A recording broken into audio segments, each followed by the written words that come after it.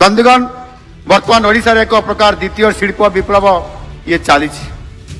आज ओडिशा को 20 लाख कोटी टंकार पुंजी प्रस्ताव आसी 2,80,000 कोटी टंकार अधिक टंकार प्रकल्प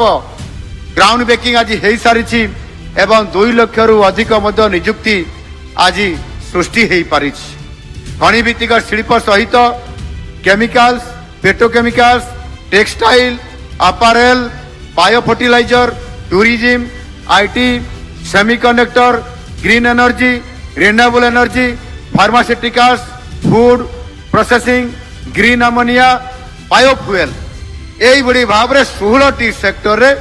आज आम 20 लाख कोटी टंकार प्रोजेक्ट को आज आम एमओयू साइन करी आज आम ओडिशा रे इन्वेस्टमेंट करबा पई